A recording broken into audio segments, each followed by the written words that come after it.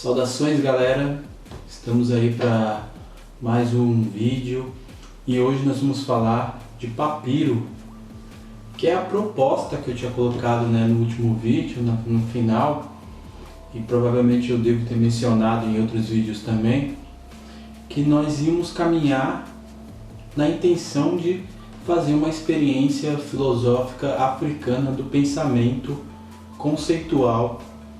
E para isso nós estudamos alguns pensadores, no caso estudamos aqui 3, Imhotep, Ptah Hotep e Amenhotep, e vimos que o Ptah Hotep e o Amenhotep, eles escreveram máximas, ensinamentos, preceitos morais, na intenção de deixar, no caso do Ptah Hotep, deixar para o filho, o Amenhotep provavelmente na intenção de deixar para a civilização egípcia, que ele fazia parte. E como o Théophile Obenga fala no livro dele, que infelizmente nós não temos traduzido ainda para o português, ele fala sobre essa questão que o Ptah Hotep e o Amenhotep, eles criaram máximas ali para o povo deles, mas que hoje servem para toda a humanidade. Hoje vocês estão vendo aqui que eu estou bem a caráter, né? Algumas pessoas podem dizer que eu estou me apropriando da cultura africana, mas o que eu percebo é que o Brasil é um país africanizado. Eu nem vou justificar que meus ancestrais também têm um pé na África, não vou querer justificar aqui porque essa é uma discussão, acho um pouco desnecessária. Essas pessoas que já falaram que a pessoa branca se apropriando da cultura africana, eu sei que tem casos e casos, mas são pessoas que estão comprando perfume da Europa. Eu conheço alguns que compram roupa da Europa, e aí quando a gente ganha uma roupa de uma amiga negra que foi para a África do Sul e trouxe esse presentão pra gente, a gente consome muitas coisas da Europa, Por exemplo, uma amiga foi para a Grécia e trouxe o Sócrates para mim, que eu achei incrível. Eu tenho ele já há quase 10 anos. Tem uma foto que eu sempre coloco ela nos planos de aula, coloquei ela também no vídeo sobre os encontros. Foi a partir desse busto do Sócrates. Agora eu quero um busto do Imhotep, do Ptah Hotep e dos outros pensadores. Enfim, galera, voltando aqui, eu não quero deixar esse vídeo longo. Uma hora a gente pode discutir essa questão da apropriação cultural, que eu acho um assunto sério. A proposta que então nós caminhamos até agora era para entender as máximas, conhecer a cultura egípcia, se apropriar um pouco da filosofia deles e tentar fazer essa experiência do pensamento africano.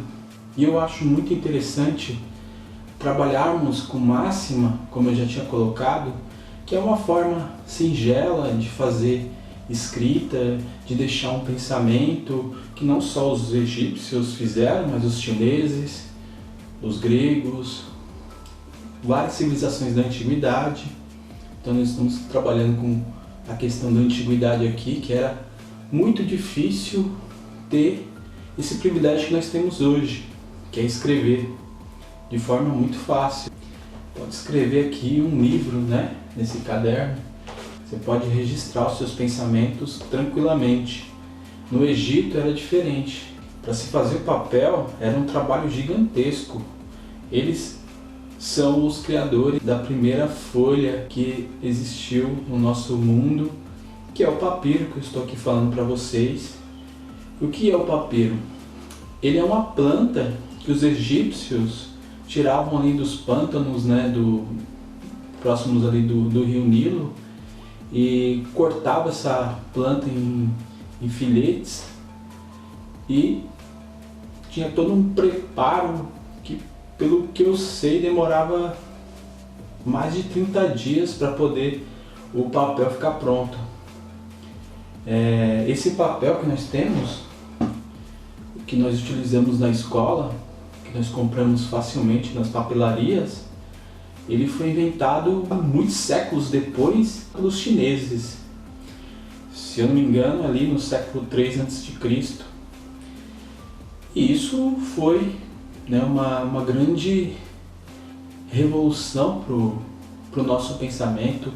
Até o que eu falo, qual é a importância do papel no conhecimento? Qual é o papel do papel no conhecimento? Hoje, se não fosse o papel, na nossa história, a gente ia estar escrevendo em pedras ou em uma outra invenção. Mas foi fundamental essa criação feita primeiramente pelos egípcios, depois os europeus eles fizeram o pergaminho. Pelo que eu sei, eles faziam com pele de animal, uma coisa mais, eu acho, indelicada. Já fazemos os animais sofrerem demais no nosso mundo. Imagina ter que depender deles para fazer o papel. Ainda bem que os chineses, eles foram também bastante revolucionários para a história do conhecimento.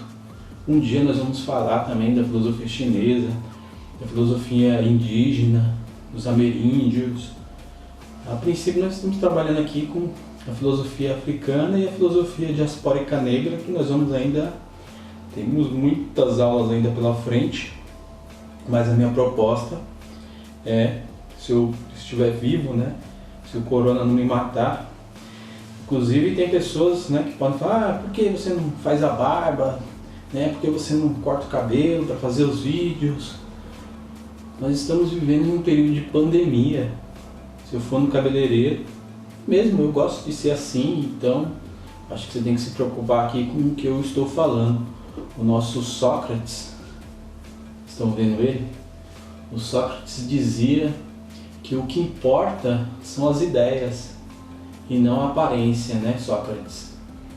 Ele andava todo desleixado pela Grécia e ele, né, tem aquela fama de destruir as pessoas na dialética, na discussão. Algumas pessoas falam que a galera que discutia com Sócrates era desconstruída porque ele era muito feio, fedido, enfim. Mas o que importa são as ideias. Se você está preocupado com a minha aparência, o problema é seu. Bom, galera, voltando aqui, o papiro, então ele é uma criação egípcia que trouxe para nós todo o conhecimento que nós temos, apesar das pedras, né, das cavernas também, que trouxeram muitos conhecimentos, mas pode-se dizer que a maior parte veio escrita nos papéis. E o papiro é interessante pensarmos em uma forma de fazer essa experiência, construir um papiro, principalmente dentro da escola, porque o papel na escola é algo descartável, é algo que não tem valor nenhum, né? Vocês podem ver a cena, olhem a cena aí do que acontece com os papéis. Eu mesmo, ano retrasado, eu tive uma experiência muito ruim de chegar na sala de aula e ver os livros colados, que hoje o livro também, que é o papel, é banalizado, mas um livro era uma coisa que valia muito na Idade Média e que vale hoje. Enfim, qual é a proposta que eu faço então, depois de discutir um pouco sobre o papel? Por que nós consideramos que fazer uma experiência do pensamento africano pode ser feita através da construção de papiros, máximas, ensinamentos, preceitos morais? É o que eu acabei de falar sobre toda a experiência do Ptah-hotep, do Amenhotep e outros pensadores da filosofia egípcia faraônica.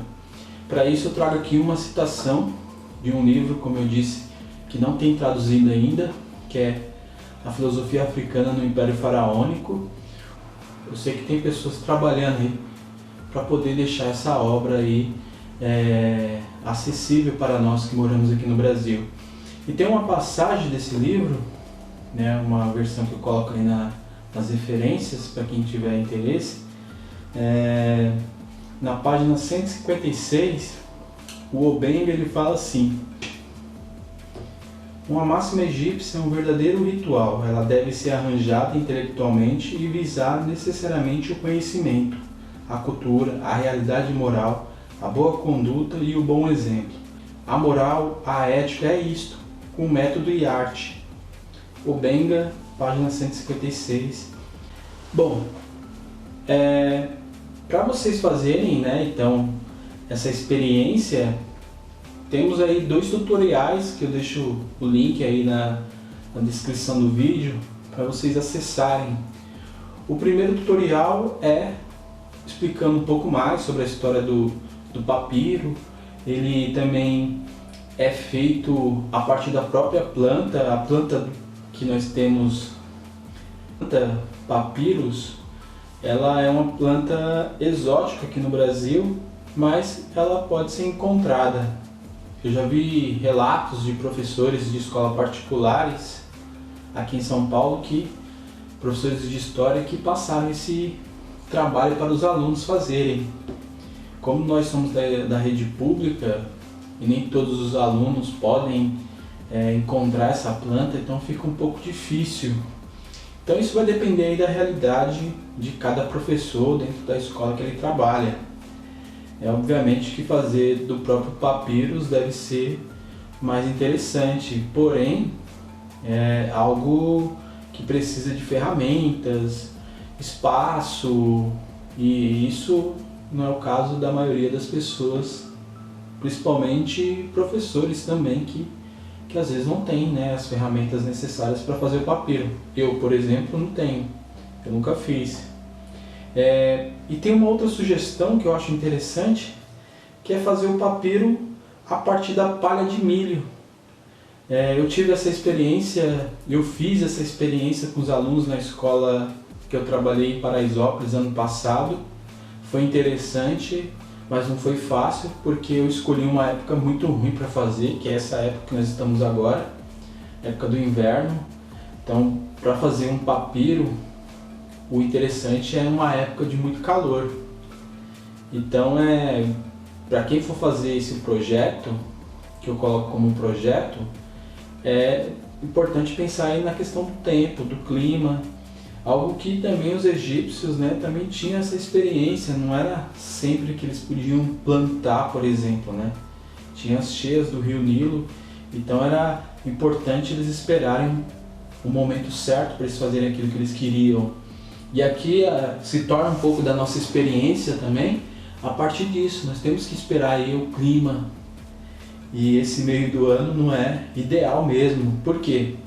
Eu tentei fazer o papiro com palha de milho no inverno, na minha antiga casa, que não batia tanto sol, e a palha acabou mofando. Nesse tutorial que vocês vão ver aí, que é um trabalho feito pelos alunos da universidade, eles provavelmente devem ter feito em um momento certo, né? E aí eles vão explicar os passos para vocês poderem fazer o papiro, que é bem legal também fazer com a palha de milho.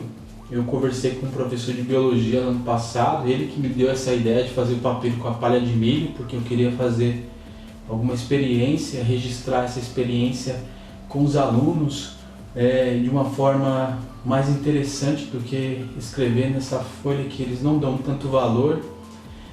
Infelizmente, não estou falando todos. E aí surgiu essa ideia de fazer o papiro. Como a gente não pode fazer do próprio papiro, nós decidimos fazer com a palha de milho, que pegamos as palhas de milho da festa junina na escola. E o legal desse papiro com palha de milho, que ele me falou, eu não achei essas referências na internet, ele falou que era o papel que os indígenas faziam. E aí eu achei bem louco também, fazer uma experiência afro-indígena do pensamento filosófico dentro de uma escola periférica em São Paulo, que é a segunda maior periferia, né, da nossa cidade. Isso para mim na época foi uma coisa que me deixou bastante empolgado, né? Que eu acabei indo buscar as palhas de milho, hortifruti, vocês podem pegar na feira, eles jogam fora, né? E eu enchi minha casa de palha de milho. Depois também peguei as palhas de milho da festa junina. O problema é que você tem que fazer rápido, né? Porque é um material orgânico e ele acaba deixando um cheiro forte na casa. A minha família não gostou nada disso, né, do cheiro, mas enfim, galera, é uma experiência bem bacana. Vocês podem seguir o tutorial aí, que é só com material orgânico, no caso a palha de milho, farinha de trigo para fazer a cola, água, aí o jornal, bicarbonato de sódio e só. Esses componentes você consegue fazer o papiro com a palha de milho e registrar. Então eu peço para vocês darem uma olhada aí, né? Vocês estão vendo o vídeo do papiro, como ele fica. Então, mas é importante pensar aí na questão do clima, certo? E aí eu penso que cada aluno, depois de construir o seu papiro, ele pode escrever máximas, fica a critério do professor. No caso eu passei para cada aluno fazer 2 máximas, ou ensinamentos para eles registrarem no papiro. Que é legal também registrar com tinta ou caneta, fica a critério de cada professor ou de cada aluno de fazer o seu papiro da forma que ele acha melhor. Mas isso que eu coloco aqui como essa experiência a partir dessa noção que o Obenga fala de construir máximas, né? Registrar no papiro era todo um ritual que eles faziam. E a gente está falando de um momento bem remoto da humanidade, que não era nada fácil, não era tão acessível como é hoje, né? Então é isso, galera. Desejo para vocês aí boa sorte para vocês fazerem esse papiro. E vamos que vamos, certo? Agora nós vamos para a segunda parte do nosso curso, onde eu vou abordar aqui, agora na próxima aula, um filósofo senegalês chamado Cheikh Anta Diop. Depois eu vou falar de um filósofo guiano inglês, né, guianense, chamado George James. Vou falar de um filósofo branco europeu, muito importante para a afroperspectividade, pelo trabalho que ele fez, que é o Martin Bernal, que alguns chamam de Bernal. E aí nós seguimos, né, eu pretendo com essa segunda parte discutir com vocês as 3 teses da origem da filosofia. Então, a primeira parte é discutindo a filosofia na visão desses filósofos que pensavam a filosofia como algo que nasceu na África, e a partir dos filósofos da afroperspectividade também, filósofo da África do Sul, né? Não que a África seja um país, mas a África do Sul é um país, continente africano, o filósofo Mongobe, que junto com Nogueira vão defender a filosofia como algo pluriversal. E aí depois dessa segunda parte das nossas aulas, nós vamos para a terceira parte que eu vou discutir com vocês. Inclusive já gravei uma aula da Lélia Gonzalez. Eu pretendo fazer mais uma outra aula da Lélia Gonzalez, pretendo continuar esse curso de afroperspectividade a partir do olhar das filósofas feministas. E aí nós vamos estudar mais um pouco da Lélia Gonzalez, Beatriz Nascimento, Grada Quilomba, Sueli Carneiro, Angela Davis, e terminamos aí, vai ser um grande percurso que nós vamos fazer, mas ainda tem mais 2 filósofos. Nós vamos trabalhar com o Fanon e o Mambem, que é aquele filósofo, vamos encerrar com ele, que eu preciso ainda comprar o livro dele para poder ler. Agora que eu estou tendo um pouco mais de tempo, eu quero ler o livro dele, que é A Crítica da Razão Negra. Eu também pretendo, galera, no final, eu quero fazer um vídeo corrigindo um pouco de algumas coisas que eu falei no decorrer do curso. E nós estamos aqui para tentar descolonizar a nossa língua. Não é fácil chegar aqui e falar, né, se colocar. Lembro da Hannah Arendt falando que no campo da política é o momento que você vai mostrar quem você é. Então, toda vez que nós falamos, nós também estamos mostrando um pouco do que nós somos. E o meu trabalho é tentar descolonizar a minha visão, por isso que eu acho interessante trabalhar com a Grada Quilomba. É uma autora que me ajuda muito a descolonizar um pouco esse olhar para o mundo que nós, homens, né, principalmente, fomos condicionados a serem pessoas escrotas. Então é isso.